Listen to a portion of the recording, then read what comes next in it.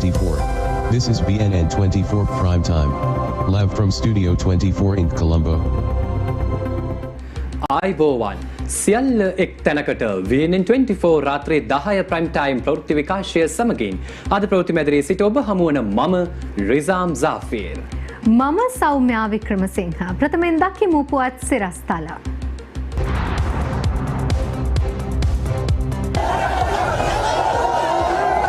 අන්තර් විශ්වවිද්‍යාල සිසුන් අගමැති නිවස වටලයි.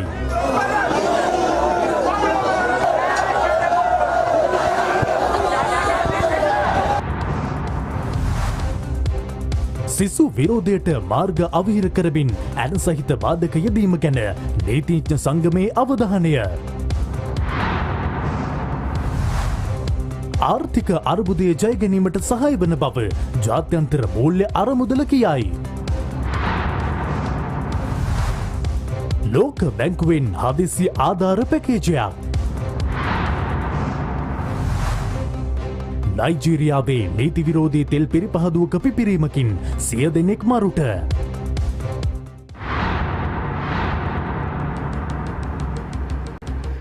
අන්තර් විශ්වවිද්‍යාලීය ශිෂ්‍ය බල මණ්ඩලය සංවිධානය කළ විරෝධතා පාගමනක් අද කොළඹදී පැවැත්වුණා. විරෝධතා පාගමන ගාලු මුදුර දක්වා ගමන් කිරීමට සැලසුම් කර තිබුණත් පොලිසිය මාර්ග අවහිර කිරීම හේතුවෙන් ඔවුන් පාගමනින් අගමැති නිවස ඉදිරිපිටට පැමිණ විරෝධතාවේ නිරත වුණා. අන්තර් විශ්වවිද්‍යාල ශිෂ්‍ය බල මණ්ඩලය සිය විරෝධතා පාගමන කොටුව දුම්රියපොළ ඉදිරියෙන් ආරම්භ කිරීමට සැලසුම් කර තිබුණා. අද උදෑසන 10:45ට පමණ එහි පැමිණි කොම්පඤ්ඤ වීදියේ පොලිස් නිලධාරීන් උසාවි නියෝගයක් බහර දෙමින් මාර්ග කිහිපයක් භාවිතා කිරීමෙන් වළකින ලෙස දැනුම් දුන්නා. එහිදී ඇති වූයේ උණුසුම් තත්වයක්. දැන් අපේ අධිකරණ සීමාවල් ටිකක් කරන් තියෙන අධිකරණයෙන් අපි පාරවල් ටික. ඒ පාරවල් ටිකේ නැතුව ගෝල් පේස් එකට වෙන ඕන තීරණය කරන්න නේද? ඔව් අපි තීරණය කරන්නයි. හරි. ඒක අපි තීරණය කරන්න මහත්යකට පාර කියන්න දෙවිලා තියෙනවා. වායන ටිකට් එක ඉස්සරහින් යන්න අපිට පාර කියාගෙන. මහත්ය කවුද එහෙම කියන්නේ? පාර කියාගෙන අපි ටිකට් එක ඉස්සරහින් යනවා. අපි යනවා ඊට පස්සේ. අපි තීරණය කරන්න. ඔව්. අහන්න ඔබතුමාත් එක්ක අපිට වාදයක් නෑ. නෑ ඒක තමයි රටේ ජනාධිපතිත් එක්ක ප්‍රශ්නේ. හරි. අපි ඔබතුමා මොන ගන්නද ඕන? මොකටද?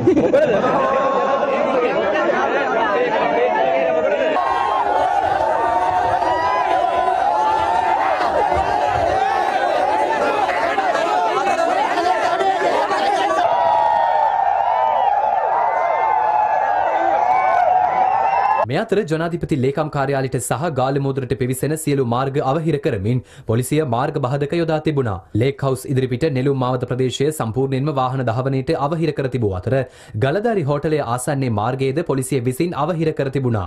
එමෙන්ම කොළඹ කොටුව වෝක් වීදිය බැංකු මාවත ඇතුළු මාර්ග කිහිපයක්ද මාර්ග බාධක යොදා අවහිර කර තිබූ අයුරු දක්නට ලැබුණා. එමෙන්ම ජනාධිපති ලේකම් කාර්යාලයේ ආසන්නයේ උල්කටු සහිත මාර්ග බාධක කිහිපයක් යොදා ඇති ආකාරය දක්නට ලැබුණා. කෙසේ වෙතත් අන්තර් විශ්වවිද්‍යාල ශිෂ්‍ය බල මණ්ඩලය සංවිධානය කළ විරෝධතා පාගමන කොටුව දුම්රියපොළ ඉදිරිපිටින් අද දහවල් ආරම්භ වුණා.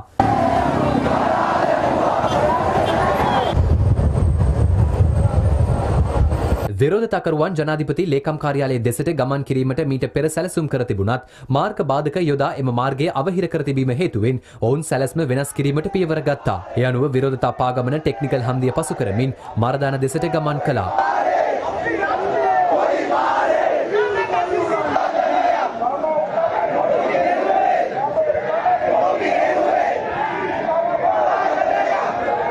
පසුව බොරැල්ල බෞද්ධාලෝක මාවත ඔස්සේ විජේරාම පිහිටි අග්‍රාමාත්‍යවරයාගේ නිවස දක්වා ඔවුන් පැමිණියා. අග්‍රාමාත්‍ය නිවස ඉදිරිපිටදී ඔවුන් විරෝධතාවේ නිරත වුණා.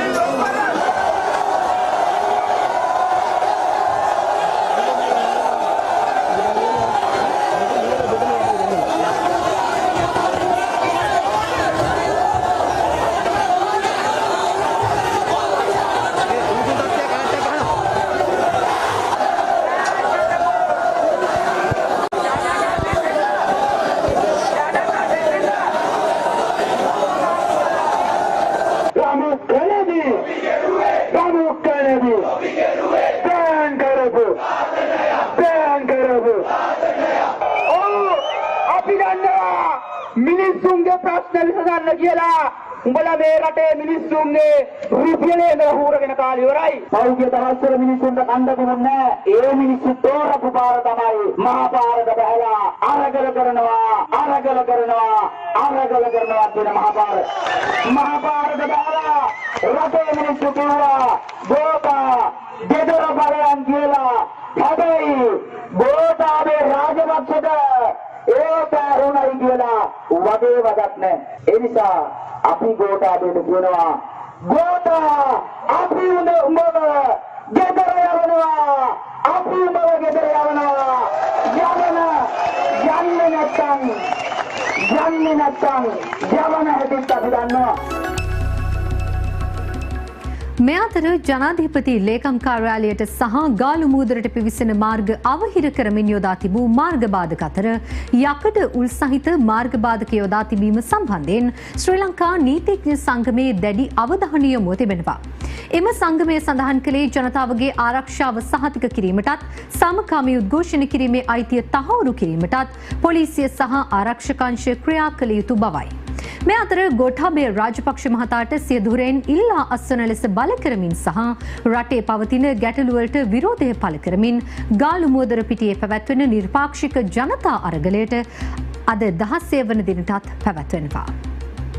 ජනාධිපතිවරයාට හා ආණ්ඩුවට ඉවත් වන ලෙස බල කරමින් ගාලු මුවදර ජනාධිපති ලේකම් කාර්යාලය අසල පැවැත්වෙන විරෝධතාවයට ඊයේ රාත්‍රියේත් විශාල පිරිසක් එක්ව සිටියා. ඒකක් ගන්නවා. එතකොට ඩොලර් රුරා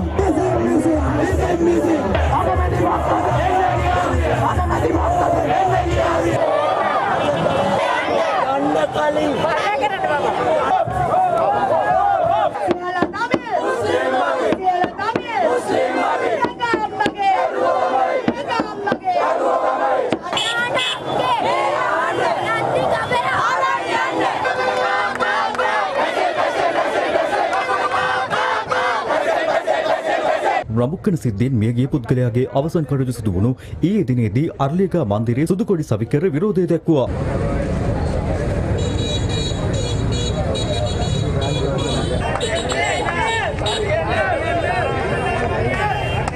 එලෙස සවිකර සුදු කොඩි කිසියම් පිරිසක් පැමිණ ඉවත් කර නොද දක්නට ලැබුණා.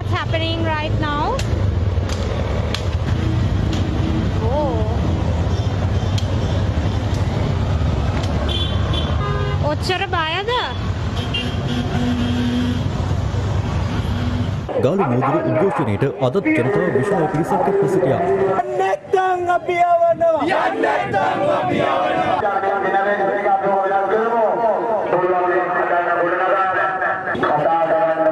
මේ අතර ගාලු මුවදර අරගලයට සහාය දක්වමින් සහ රජයට විරෝධය දක්වමින් ප්‍රදේශ කිහිපයක විරෝධතාව පැවැත්වුණා.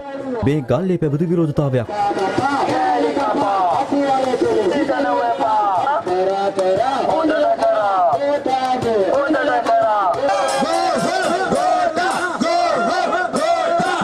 මේ අද රාත්‍රියේ ගාලු මුවදර දක්නට ලැබුණු තත්ත්වයයි.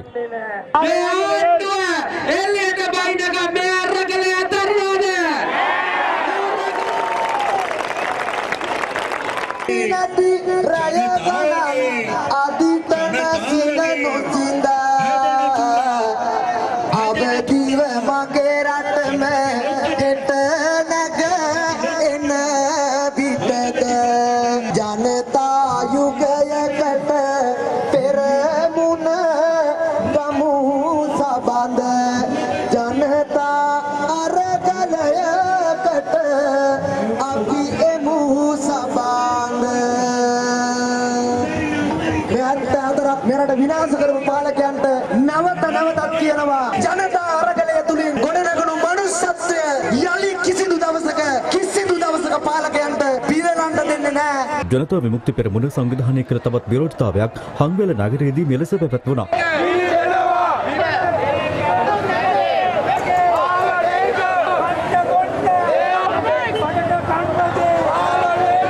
අද මේ රටේ ජනයාට නිදාසේ තමන්ගේ විරෝධය පාන්නවත් බැරි තත්වයක් මේ රටේ පාලකයෝ නිර්මාණය කළා තියෙනවා. ආණ්ඩුවට කියනවා මේ ජන විරෝධය උඹලගේ වෙඩි උණ්ඩ වලින් නවත්තන්න බෑ. මර්ධනය අතරගත්ත හැම පාලකෙක්ම ගෙදර ගියේ රෙදිත් නැතුව එතනට ඇවිල්ලා වැඩ වරද්ද ගන්න එපා. ජනාධිපතිවරයාට සහ රාජ්‍යයට සහාය පළ කරමින් තවත් පිරිසක් කොළඹ නිදහස් චතුරස්‍රයට එක්ව සිටියේ මෙලෙසින්.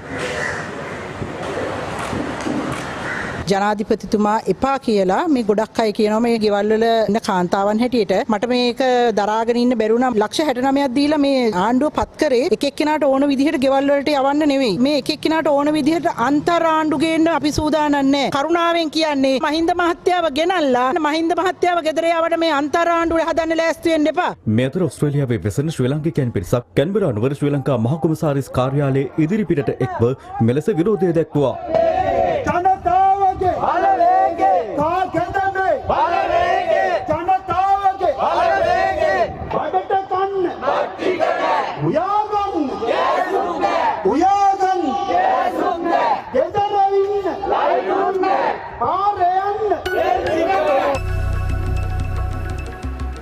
වත්මන් ආර්ථික අර්බුදයෙන් මිදීමට ශ්‍රී ලංකාව දරන උත්සාහයට සහාය වන බව ජාත්‍යන්තර මූල්‍ය අරමුදල පවසනවා. එම අරමුදල මේ බව සඳහන් කළේ ශ්‍රී ලංකාව සම්බන්ධයෙන් විශේෂ නිවේදනයක් නිකුත් කරමින්. මේ අතර ලෝක බැංකුවද ශ්‍රී ලංකාවට හදිසි ආධාර පැකේජයක් ලබා දීමට එකඟත්වය පළ කර තිබෙනවා. ජාත්‍යන්තර මූල්‍ය අර්මුදලේ සහාය ලබා ගැනීම සඳහා ශ්‍රී ලංකා මුදල් අමාත්‍ය අලි සබ්රි මහතා ඇතුළු දූත පිරිස පසුගිය දින කිහිපය තුළදී එම අර්මුදලේ නියෝජිතින් සමග සාකච්ඡා පැවැත්වුවා. එහිදී මූල්‍ය අර්මුදල සඳහන් කර තිබුණේ ශ්‍රී ලංකාව ණය ප්‍රතිව්‍යුහගත කිරීමේ වැඩසටහනක් පිළිබඳව අවධානය යොමු කරන ලෙසයි. ඒ අනුව ණය ප්‍රතිව්‍යුහගත කිරීම සම්බන්ධයෙන්ද විශේෂ සාකච්ඡාවක් වොෂින්ටන් නුවරදී පෙරේදා පැවැත්වුණා.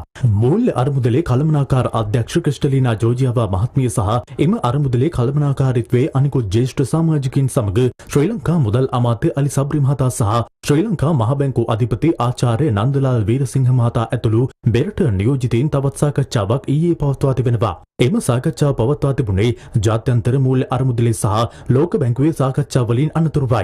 ආර්ථික අභියෝගවලට විසඳුම් ලබා ගැනීම සඳහා ගත යුතු ප්‍රතිපත්තිමය ක්‍රියාමාර්ග පිළිබඳව එහිදී සාකච්ඡා වී තිබෙනවා. ශ්‍රී ලංකාව සඳහා වූ දූත මණ්ඩල ප්‍රධානී මසහිරු නොසාකි මහතා මේ සම්බන්ධයෙන් අද නිකුත් කළ නිවේදනයක දැක්වුණේ අර්බුදයෙන් මිදීමට ශ්‍රී ලංකාව දරන ප්‍රයත්නයට ජාත්‍යන්තර මූල්‍ය අර්බුදල සහාය වන බවයි.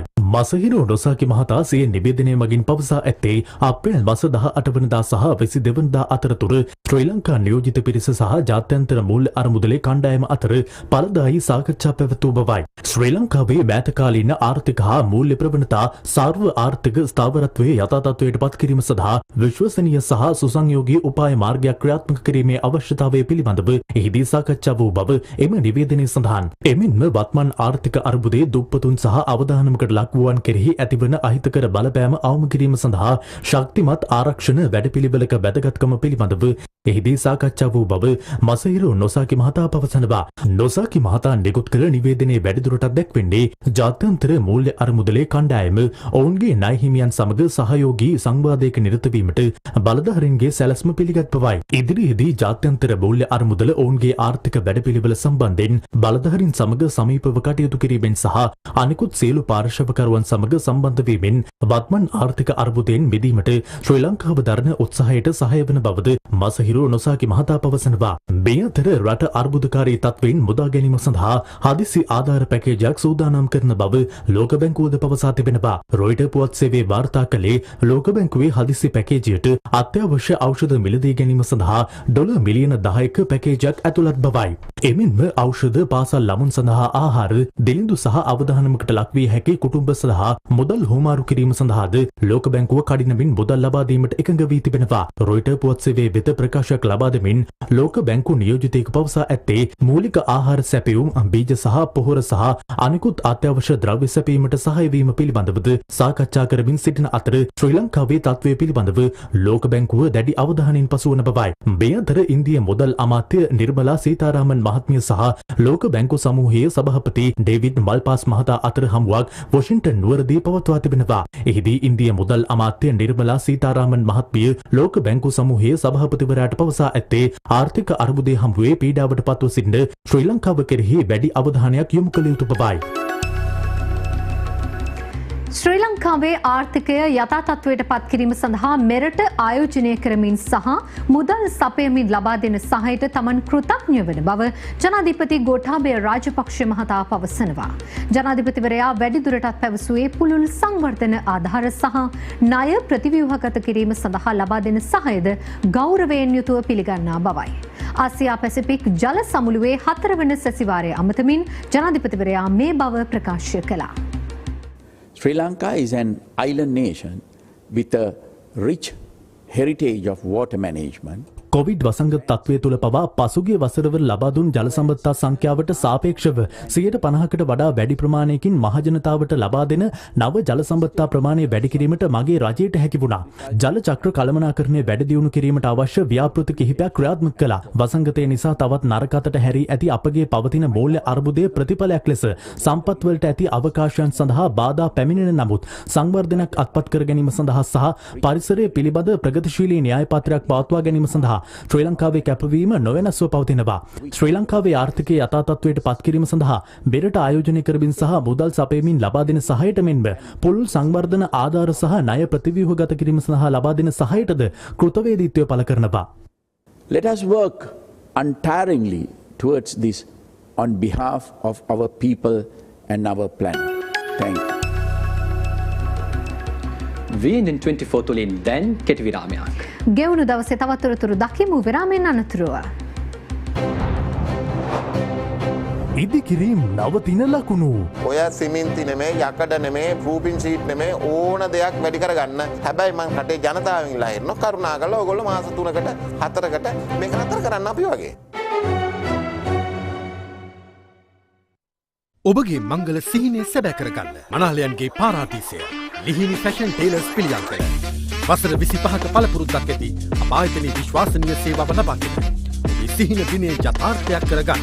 හොට්ලයින් 0777 990 575 0114 240 260 හමුවන් designer Sujith Gamage Lihini fashion tailors අංක 165 කොළඹ පාර පිළියන්දල. රට කඳු කරයේ බැස යන සුන්දරිය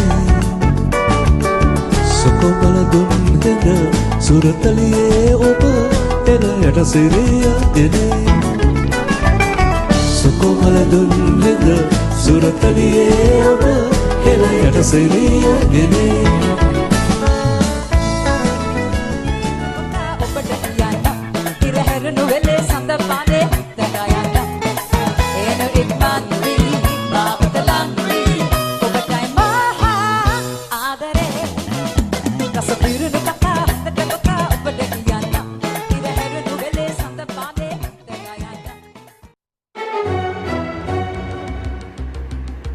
ඔබ නැවතත් VNN24 සමග 21 වන ආණ්ඩුක්‍රම ව්‍යවස්ථා සංශෝධනය සම්බන්ධයෙන් විශේෂ පක්ෂ නායක රැස්වීමක් ලබන 28 වනදා පැවැත්වීමට සැලසුම් කර තිබෙනවා.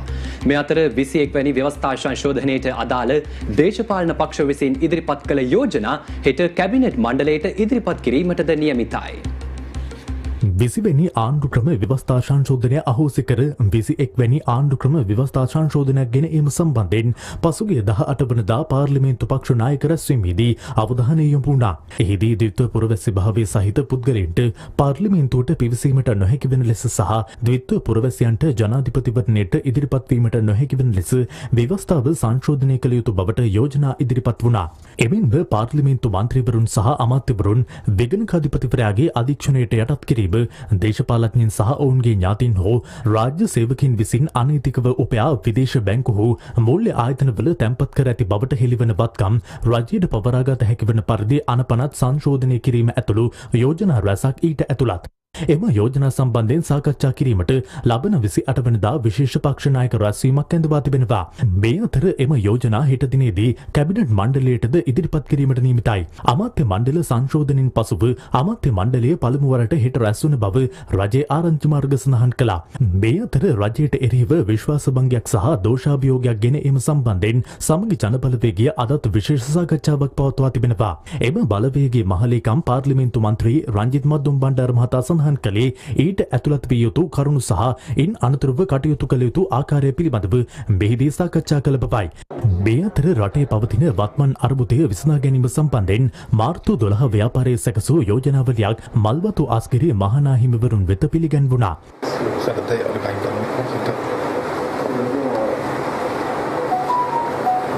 අපි කියන්නේ දැන් ජනාධිපතිවරයා සහ පාර්ලිමේන්තු සියලු දෙනා මේ වෙලාවේ පාට පැත්තක තියලා මේක ජාතික ප්‍රශ්නයක් හැටියට විතරයි එකතු වෙලා තීන්දුව ගන්න ඕනේ. නමුත් තාමත් පේන්නේ මහජන මතයේ කිසිම හඳුන්වීමක් නැහැ.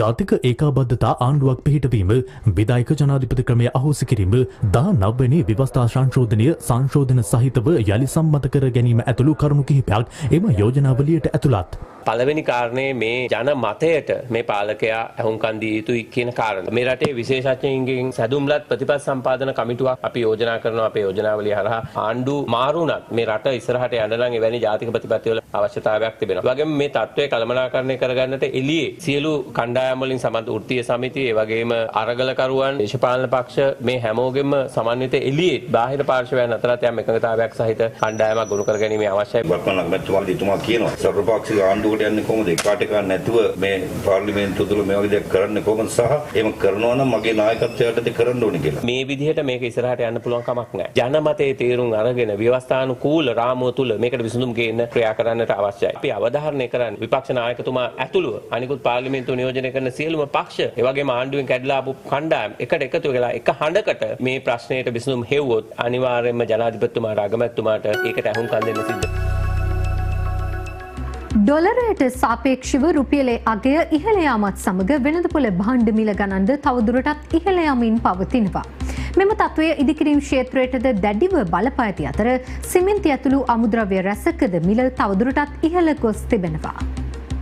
සිමින්ති කම්බි ඇතුළු ඉදිකිරීම සඳහා යොදා ගන්නා අමුද්‍රව්‍ය රැසක මිල ගණන් දිනපතා ඉහළ යමින් පවතින බව වෙළඳුන් මෙන්ම එම කර්මාන්තයේ නීලන පිරිසද චෝදනා කරනවා. ව්‍යාපාරිකයින් පවසන්නේ මේ වන විට සිමින්ති උරේක මිල රුපියල් 3000ක් පමණ වන බවයි.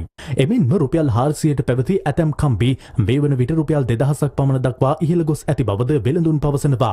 කෙසේ වෙතත් මිල ඉහළ ගියද වෙළඳපොළ තුළ භාණ්ඩ හිඟයක් පවතින බව එම කර්මාන්තයේ නීලෙන්නන් පවසනවා. කම්බියනේ පව ඔකෝම දැන් රුපියලට සතපනාට තිබ්බෑනේ. අද රුපියල් 3යි 4යි. මේ විදිහට කිව්වොත් එහෙම අපිට වැඩ ඇත්තෙම නැහැ ඉතින්. දැන් يعني අද තිබුණේ රුපියල් 50ට 150ක් කියනවනේ. ඒකනේ. ඉතින් මෙහෙම ඉහළ යාම ගියොත් මේ ව්‍යාපාර අපිට ඉදිරියට කරගන්න හැකියාවක් නැති වෙයි. මේ උදේ ඉඳන් මේ ඇවිල්ලා ඉන්න සිමෙන්ති ගන්න. මේ වෙනකම් සිමෙන්ති කොහෙවත් නැහැ. 2300ක් තියනවා කිව්වා 2300ටවත් ගන්න නැහැ. දැන් කියන 3500ක් තියනවා කියලා කඩවල වල. ඒවත් ගන්න නැහැ. මේ අතර ශ්‍රී ලංකාවේ පවතින ඉදිකිරීම් සමාගම් පවසන්නේ සිමෙන්තිකරුවන් අතර මාෆියාවක් ක්‍රියාත්මක වන බවයි. අද මම දැක්කා මාධ්‍යයෙන් මේ සිමෙන්ති ආනයනකරුවන් තීරණය කරලා තියෙනවා සිමෙන්ති මිල ඉහළ දාන්න. ඒ වගේම වැලි රුපියල් 23000ට තියෙනවා කියන්නේ හම්බන්තොට ගාල්ලට එන්න වැලි කිව් 3 එන්න රුපියල් 60000යි. කොහොමද මේ කර්මාන්තය කරගෙන යන්නේ? දැන් නම් මේ කර්මාන්තේ මාධ්‍යට කියන්න ඕනේ මේ කර්මාන්තයක් දැන් කෙරෙන්නේ නැහැ රටේ. මේ අරගල වලට සහයෝගයක් තමයි මේ සිමෙන්ති සමාගම් කරන්නේ. ආනයනකරුවන්ගේ සංගමයක් කියලා සිමෙන්ති අටවගෙන ඒකෙන් කියනවා මහ ජනතාවට අසාධාරණයක් නොවන පරිදි ඉදිරියේදී සිමෙන්ති මිල වැඩි කරනවලු. ඉදිරියේදී සිමෙන්ති වැඩි වෙනවා තව රුපියල් 450කින් විතර. ඉතින් අපිට ඔබතුමාලට මාධ්‍යයට කියන්න තියෙන්නේ මේ රටේ ඉදිකිරීම් කර්මාන්තය කියන එකක් ඉදිරි මාස 3ේදී නැත්තටම නැති වෙනවා. එහෙම එකක් නැහැ කියන එක තමයි මට කියන්න තියෙන්නේ. මේ අතර සබන් මිල ගණන්ද අධික ලෙස ඉහළ ගොස් තිබෙනවා. ඒ අනුව රෙදි සෝදන සබන් කැටයක් රුපියල් 95කින් පමණ සහ බේබි සබන් කැටයක් රුපියල් 100කින් පමණ ඉහළ ගියා. රෙදි කැල්ලක් සෝදන ගන්න අපි යනවා. සබන් කැටයක් රියල් 70කට දැන පවතින මිල 30ත් 135 වෙනවා කියන අලුත් මිල. සබන් විතරක් නෙවෙයි ඒක රුපියල් 5කින් 10කින් වැඩි වෙනවා නම් කවන්නේ. ඌලන්න බැරි ගානකින් වැඩි වෙන්නේ. දැන් ඉතින් නාන්නත් හම්බෙන්නේ නැහැ. ඉතින් සබන් නැතුව තමයි නාන්න වෙන්නේ. පාස්කු ප්‍රහාරයට සම්බන්ධ තොරතුරු වසන් කරන බවට ඇති වූ හැඟීම මත ජාත්‍යන්තරයේ සහය පැතීමට සිදු වූ බව කොළඹ අගරදුගුරු අතිඋතු මැල්කම් කාදිනල් රංජිත් හිමිපාණන් පවසනවා. කාදිනල් හිමියන් මේ බව පැවසුවේ රෝමේ වතිකානයේ සිට විශේෂ ප්‍රකාශයක් සිදු කරමින්. 2019 අප්‍රේල් මාසේ 21 වෙනිදා සිදුවෙච්ච පාස්කු ප්‍රහාරය පිටුපස ක්‍රියාත්මක වෙච්ච බලවේග කවුද කියන එක ගැන විපරමක් කරන්න කියලා අපි මුලින් ඉඳලා පැවති රජයන්ගෙන් ඉල්ලා හිටියා. අපි විවිධාකාරයෙන් ප්‍රජාතන්ත්‍රවාදීව මේ උද්ඝෝෂණ කරගෙන ඇවිල්ලා අපි රජයට බල කළා මේ පිළිබඳව මීට වඩා විමසීම් කළ යුතුයි කියලා. නමුත් එවැනි තත්ත්වයක් අද වෙනතුරුත් ඇති වෙලා නැහැ. මේ කතාවේ ලොකු කොටසක් කාපට් එක යට හංගන්න කටයුතු කරනවා කියන හැඟීම ආපු නිසා අපිට වෙන කරගන්න දෙයක් තිබුණේ අපි ජාත්‍යන්තරයට ගියා. ජාත්‍යන්තරයට ගිහිල්ලා දැන් අපි මේ පිළිබඳව අපේ සුද්ධෝත්තම පාප් වහන්සේවත් දැනුවත් කළා. උන්වහන්සේ එකඟ වුණා අපි රෝමයේ සාන්ත පේදුරු බැසිලිකාව තුල අපි විශේෂ වැඩපිළිවෙලක් සීගැන්වීමේ වැඩපිළිවෙලක් කරමු කියලා. ඒ අනුව මේ 25 වෙනිදාට එනම් ලබන සඳුදාට අපි ඉතාලියේ ජීවත් වන ශ්‍රී ලාංකිකයන් අතරින් කතෝලික සොහොයුරු සොහොයුරියන් 4000කට පමණ සහභාගී වෙන්නට පුළුවන්. ඒ වගේම ඒ අය සමග අපේ සහෝදර බෞද්ධ සොහොයුරන්, Hindu, ඉස්ලාමීය සොහොයුරන් සියලු දෙනාම සම්බන්ධ කරගෙන අපි සිද්ධිය සමරන්නට මියගිය අය වෙනුවෙන් යාඥා කරන්නට, තුවාල වෙච්ච අයට සුවය ලැබෙන්නට යාඥා කරන්නට සුද්ධෝත්තම ෆ්‍රැන්සිස් පාප් වහන්සේගේ ආශිර්වාද හිතව අපි මේ වැඩසටහන සංවිධානය කළා. මේ රට තුළ විනාශකාරී කුමන්ත්‍රණ පරාජය කරලා ජාතීන් ආගමිකයන් කොටවන්න තරම ගෙනියන දේශපාලන කුමන්ත්‍රණ පරාජය කරලා අපි රටක පුරවැසියන් වශයෙන් සියලු දෙනාම එකතු වෙලා මේ සැමරුම කරන්නට බලාපොරොත්තු වෙනවා. දැන් රටවටින් වාර්තා පුවත් කිහිපයක සාරාංශය රැගත් රවුන්ඩ් අප් 24. පහශ්‍රේණියේ ශිෂ්‍යත්ව විභාගයේ කඩියම් ලකුණු මැයි මාස මුල් සතිය තුළ ලබා දීමට කටයුතු කරන බව අධ්‍යාපන අමාත්‍යාංශය පවසනවා. මෙවර ශිෂ්‍යත්ව විභාගය සඳහා අපේක්ෂකයින් 3,40,508 දෙනෙකු පෙනී සිටියා. දෙවයිනේ බොහෝ ප්‍රදේශවලට අදත් ගිගුරුම් සහිත වැසි ඇදහැළුණා. කාලගුණ විද්‍යා දෙපාර්තමේන්තුව සඳහන් කළේ බස්නාහිර, මධ්‍යම සබරගමුව, ඌව, උතුරු මැද සහ වයඹ පළාත් වලින් මෙන්ම ගාල්ල සහ මාතර දිස්ත්‍රික්ක වලින් මිලිමීටර 75ට වැඩි වැසි අද අපේක්ෂා කළ බවයි. හෙට දිනේත් බස්නාහිර, මධ්‍යම සහ සබරගමුව, ඌව, උතුරු මැද සහ වයඹ පළාත් වලත් ගාල්ල, මාතර සහ අම්පාර දිස්ත්‍රික්ක වලත් සවස් කාලයේදී වැසි හෝ ගිගුරුම් සහිත වැසි ඇතිවිය හැකි බව කාලගුණ විද්‍යා දෙපාර්තමේන්තුව පවසනවා. බෙලියත් නිහිලුව ප්‍රදේශයේදී වෙඩිතැබීමකින් පුද්ගලයෙකු ජීවිතක්ෂයට පත්ව තිබෙනවා. යතුරුපැදියකින් පැමිණි නාඳුරන පුද්ගලයෙකු විසින් ඊයේ රාත්‍රියේදී මියගිය පුද්ගලයාගේ නිවසට පැමිණ ඔහුට වෙඩි තබා පලා ගොස් තිබෙනවා. මෙලෙස ජීවිතක්ෂයට පත්ව තිබෙන්නේ තාරපේරිය නිහිලුව ප්‍රදේශයේ පදිංචි අවුරුදු 42ක් වයසති පුද්ගලයෙක්. පින්නවල අලි සංරක්ෂණාගාරයේ 75 වන අලි පැටවා පසුගිය 20 වනදා බිහි කරනු ලැබුවා. පින්නවල සිටින අමාලි නැමැති කෙනෙකු විසින් මෙම අලි පැටවා බිහි කර තිබෙනවා.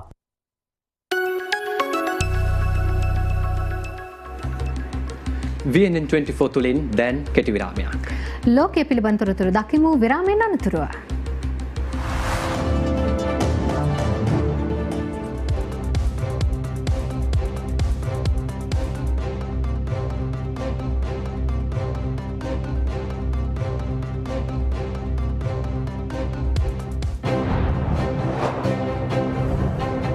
අවසන් ගමන් ගිය ජාතික ශූරිය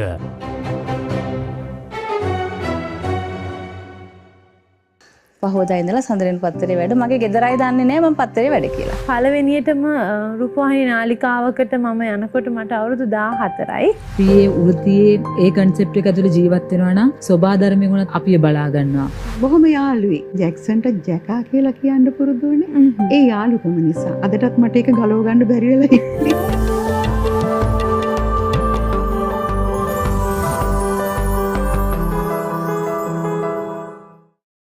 බල්ලෙක් වගේ නකුට පස්ස පැත්තේ ගහගෙන හැංගෙන්න බෑ ලිබ්බොක්කේ මට.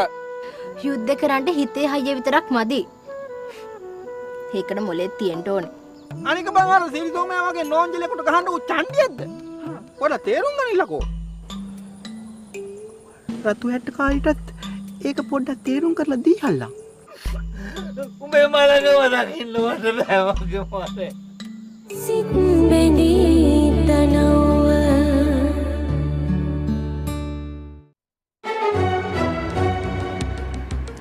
ඔබ නවතාත VNN 24 සමග. නයිජීරියාවේ නීති විරෝධී තෙල් පිරිපහදුවක සිදු වූ පිපිරීමකින් පුද්ගලයන් 100 දෙනෙකු ජීවිතක්ෂයට පත්ව තිබෙනවා.